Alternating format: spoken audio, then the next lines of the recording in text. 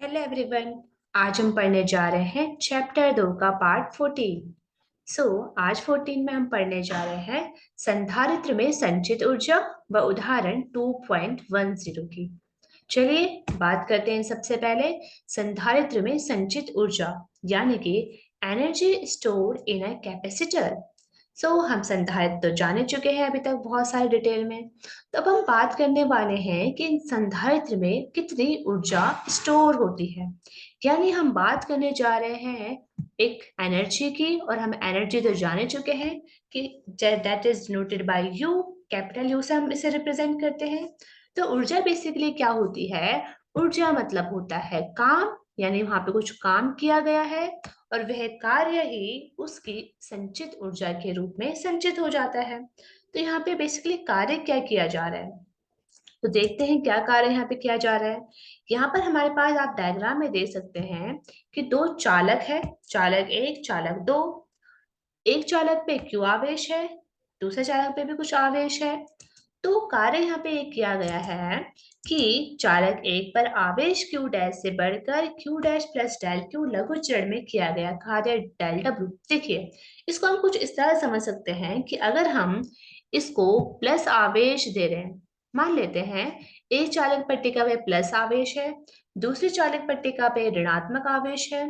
तो जब हम बाहर से इस ऋण वाली आवेश को ऋणात्मक आवेश दे रहे हैं, राइट, अगर हम इसको ऋणात्मक आवेश दे रहे हैं और ज्यादा ऋणात्मक आवेश को देना चाह रहे हैं, तो हम जानते हैं कि समान प्रकाश के आवेश जो होते हैं, यानी कि सजातीय जो आवेश होते हैं, उनमें प्रतिकर्षण होता है। तो जब हम इसको ऐसा दे रहे होंगे, जब हम इसको थोड़ा सा डेल क्यू आवेश को ट्रांसफर कर रहे होंगे, तो उस समय इसके द्वारा एक प्रतिकर्षण यहाँ पर लगाया जाएगा। उस प्रतिकर्षण के विरुद्ध हमें कुछ कार्य करना पड़ेगा, और वह कार्य ही यहाँ पर एक ऊर्जा के रूप में संचित हो जाता है।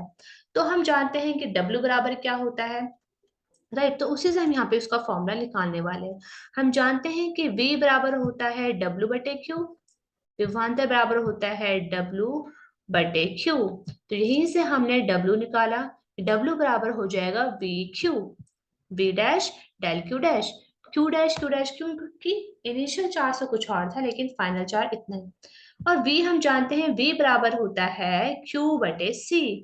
संधारित्र बराबर होता है C बराबर C इज इक्वल Q बराबर से V, तो V बराबर हो जाएगा Q बटे C। तो डेल डब्ल्यू हमारे यहाँ पे निकल जाता है Q डैश बटे C डेल Q। एक छोटे से आवेश को देने में किया जाने वाला लघु कार्य यहाँ पर हो जाता है डेल डब्ल्यू। तो हमें बेसिकली क्या निकालना है, हमें छोटे से कार्य यहाँ पे निकालना है, लेकिन अगर हमें पूरा कार्य निकालना हो तो हम उसका करते हैं समाकलन। समाकलन यानी कि इंटीग्रेशन। इंटीग्रेशन हम कभी भी कुल मान को प्राप्त करने के लिए यहाँ पे करते हैं। तो कुल मान हम कैसे प्राप्त करेंगे? जब भी हमें समाकलन करना होता है तो उसकी दो लिमिट होती है, यानी इनिशियल लिमिट और फाइनल लिमिट। तो जब आवेश शून्य था और हमने आवेश दिया है Q, जहां तक हमारे पास एक लिमिट हो जाती है। जो हमारे पास अभी अभी हमने कार्य निकाला था उसको, वो था हमारे पास Q डैश बटे C डेल Q। तो यहाँ पर हम इसको इंटीग्रेट करते हैं। हम देखते हैं कि 1/c एक कांस्टेंट है, क्योंकि हम Q के रिस्पेक्ट में यहाँ पे समाकलन कर रहे हैं। जब भी हम किसी का समाकलन करते हैं, यानी कि x का मान लो हम समाकलन कर रहे हैं यहाँ पे, इंटीग्रेशन ऑफ x, तो वो क्या हो जाता है, वो बराबर हो जाता है एक्स स्क्वायर बटे टू, यानी कि उसकी जो भी घात होती है उसमें एक जोड़ दीजिए, और यहाँ नीचे भी कुछ इस तरह से इसकी घात यहाँ पे एक है तो उसमें एक जोड़ दीजिए, तो एक्स स्क्वायर बटे दो आ जाएगा। और उसकी जो भी लिमिट हो, मान लो यहाँ पे 0 से 1 उसकी लिमिट है, तो हम यहाँ पे क्या करते हैं, जो एक्स है हमारे पास अंदर, वहां पर उसकी एक एक करके उसकी वैल्यू यहाँ पर पुटअप कर देते हैं। ठीक है, यानी हम पहले 1 को यहाँ पुट करेंगे माइनस लोअर लिमिट बटे में 2। तो कुछ यहाँ पे हम इस तरह से यहाँ पे समाकलन करने वाले हैं। 1/c हमने बाहर ले लिया है क्योंकि वो हमारे पास एज अ कांस्टेंट है। q का हमने समाकलन करा तो वो आ जाएगा q डैश स्क्वायर बटे 2, लिमिट है 0 से q। अब इस लिमिट को यहाँ पे रख दीजिए, तो सेम ही आएगा रिजल्ट, q स्क्वायर बटे 2c। यहाँ पे हमारा W बराबर आ जाता है Q स्क्वायर बटे 2c, और ये W ही हमारा क्या है, U है, मतलब ऊर्जा है, राइट। तो हमारे पास जो ऊर्जा है उसके और ज्यादा फॉर्मूले भी है। एक फॉर्मूला हमारे पास आता है Q²/2C। यहाँ पे ध्यान रहे, अगर हम यहाँ पे Q की जगह पर हम जानते हैं C बराबर क्या होता है, C=QV, राइट। कुछ इस तरह से होता है। तो अगर हम देखें Q बराबर हमारे पास होता है CV। Q बराबर क्या होता है हमारे पास, CV। क्योंकि C बराबर क्या होता है, Q/V होता है, धारिता का सूत्र। C बराबर Q/V, तो Q बराबर होता है CV। अगर हम यहाँ पे Q² की वैल्यू की जगह रख दे C²V², तो एक C से एक C कैंसिल हो जाएगा, हमारे पास W बराबर आ जाएगा हाफ CV²।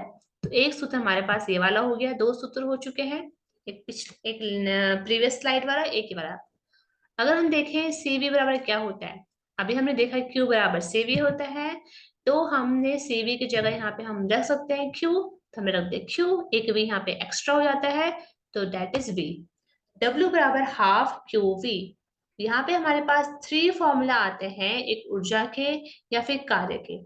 ठीक है, ये तीनों फॉर्मूले हमें क्या करना है, याद रखने हैं। न्यूमेरिकल क्वेश्चन में ये बहुत ज्यादा इंपॉर्टेंट होते हैं।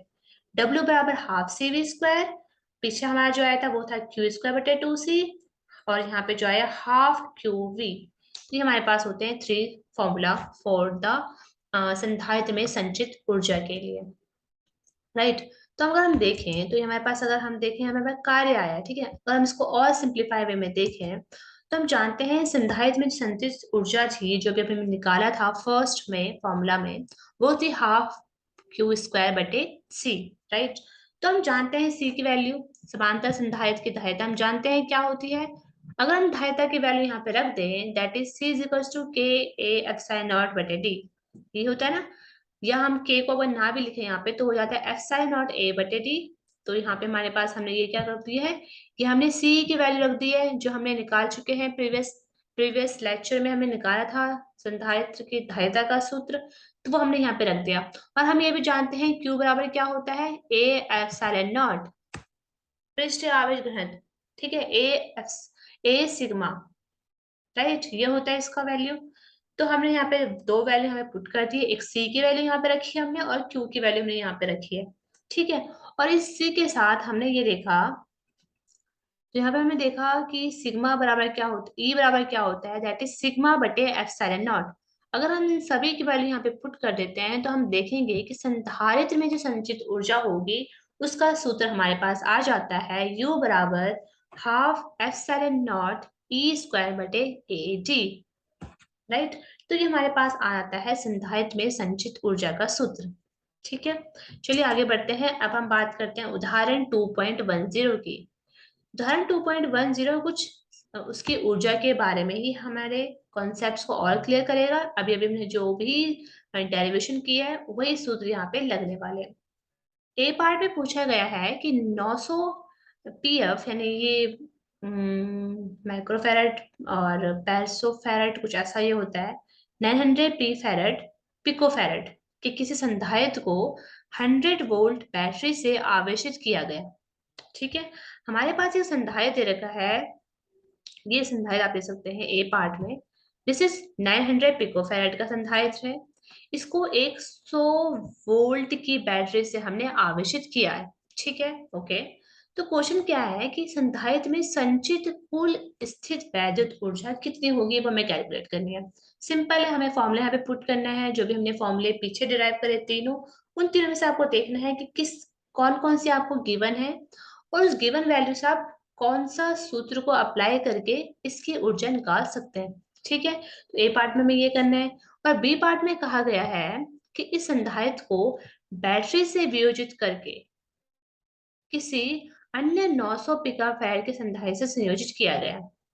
ठीक है, तो अब हमें क्या कर दिया, एक बैटरी को हमने हटा दिया, एक दूसरा संधारित्र हमने यहाँ पे लगा दिया जो कि 900 पिकोफैराड का ही है।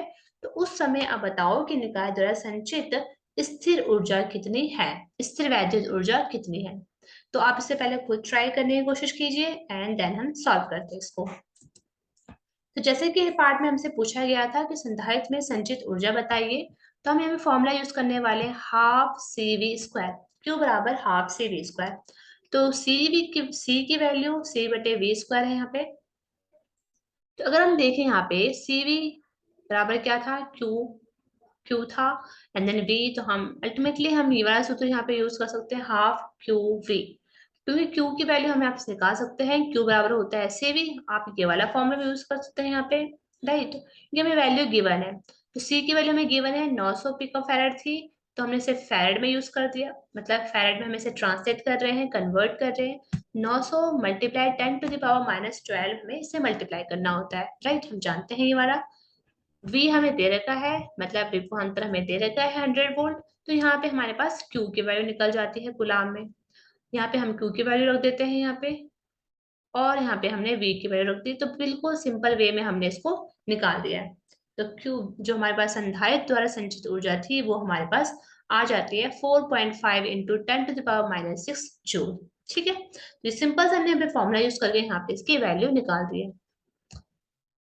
सेकंड केस में क्या होता है हमारे पास, देखिए निकाय द्वारा कुल ऊर्जा हमें निकालनी है, तो दोनों संधारित्र की धनात्मक प्लेटों पर समान विभव है, समान विभव है क्योंकि वो क्या है, एक दूसरे के साथ समानांतर, हम बोल सकते हैं कि पैरेलल में जुड़ी हुई, और पैरेलल में जब भी जुड़ी होती है संधारित्र, तो वहां पर हम जानते हैं विभव समान होता है लेकिन आवेश की मात्रा वो डिफरेंट हो जाती है। ये हमने देखा था संधारित्र का संयोजन जब हमने पढ़ा था, तो इनकी ऋणात्मक पट्टिकाएं उसी समान विभव पर है। अब मान लेते हैं कि उभयनिष्ठ विभवांतर है जो कि दोनों के लिए कॉमन है, वो कितना है, v डैश है।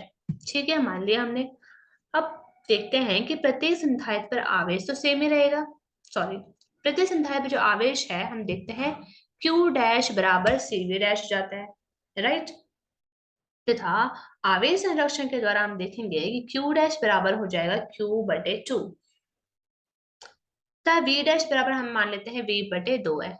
अब निकाय की संचित ऊर्जा कितनी हो जाएगी, ये हम v डैश और q डैश मान रहे हैं, जब q तो इनिशियल हो गया और v डैश दूसरे वाले का हो गया, तो हम देखेंगे कि निकाय की जो ऊर्जा होगी वो आ जाएगी हमारे पास 2 मल्टीप्लाई हाफ क्यू वी। एक के लिए जो ऊर्जा होती है वो कितनी हो जाएगी, हाफ क्यू वी। दो के लिए ऊर्जा हो जाएगी तो आ जाएगी हाफ क्यू वी, राइट। तो हम देख सकते हैं यहाँ पे, अगर यहाँ पे क्यू की वैल्यू रख दें और वी की वैल्यू यहाँ पे रख देते हैं तो हमारे पास आ जाता है half Q V, half Q V. और हम यहाँ की वैल्यू यहाँ पे पुट कर देते हैं, जो मैं पीछे निकाली थी वैल्यू 4.5 इंटू 10⁻⁻6 हमने निकाली थी वैल्यू, तो हम यहाँ पे उसको रख देंगे, यहाँ पे 4 है तो उसको वहाँ पे डिवाइड हो जाएगा और फिर हमारे पास वैल्यू निकल के आ जाएगी 2.25 इंटू 10⁻⁻6 जूल। तो ये था हमारा second part, that is B part. यहाँ पे भी हमने सूत्र यूज करा और उसको सूत्र को निकालते हुए हमने निकाय की कुल ऊर्जा को यहाँ पे कैलकुलेट करा है। हम जानते हैं कि, ओके, नेक्स्ट हम देख लेते हैं रिजल्ट इसका, कि जो ए से बी में जाने पर यद्यपि आवेश की कोई हानि नहीं होती है, तथापि अंतिम ऊर्जा आरंभिक ऊर्जा की केवल आधी होती है तथा शेष ऊर्जा कहाँ चली जाती है। ओके, तो यहाँ पे क्वेश्चन है कि आधी जो ऊर्जा थी, जो हाफ ऊर्जा हो गई थी, आरंभिक ऊर्जा की आधी रह गई थी जो अंतिम ऊर्जा थी, तो यहाँ पे क्वेश्चन आते हैं कि शेष ऊर्जा कहाँ चली जाती है। तो निकाय को स्थिति बी तक व्यवस्थित होने में कुछ समय लगता है, राइट। तो इस अवधि में पहले संधारित्र से दूसरे संधारित्र में अस्थायी विद्युत धारा प्रभावित होती है। जो टाइम गैप है उस टाइम गैप में फर्स्ट वाले जो कैपेसिटर है उससे दूसरे संधारित्र में एक अस्थायी वैद्युत धारा प्रभावित होती है, और इस अवधि में ऊष्मा व विद्युत चुंबकीय विकिरणों के रूप में कुछ ऊर्जा यहाँ पे क्षय हो जाती है। तो ऊर्जा कहाँ गई है, ऊर्जा वहीं गई है जब वो विद्युत धारा प्रभावित हो रही थी, उस केस में कुछ ऊर्जा का क्षय यहाँ पे हो जाता है। तो हमने क्या क्या देखा, आज हमने देखा कि संधारित्र में जो संचित ऊर्जा है उसका सूत्र हमने देखे, तीन सूत्र देखे हमने, U बराबर Q²/2C, U²/12 और U²/12 इसी के साथ हमने संधारित्र का एक सूत्र भी देखा था, वो आप देख लीजिएगा। एंड आवश्यक शर्तें यहाँ पे ये है संधारित्र की दाह्यता के बारे में, विभवांतर के बारे में व स्थितिज ऊर्जा के बारे में हमें पता होना चाहिए। सो आगे आने वाले लेक्चर में हम क्या जानेंगे, ओके देखते हैं। तो यही के जो हमारा यहाँ तक जो 14 पार्ट था, that is our last part, और इसके बाद हम देखने वाले सारांश, यहाँ पे हमारा चैप्टर एंड होता है। This was our last topic, and इसके बाद हम देखने वाले हैं समरी पूरे चैप्टर की। So thank you.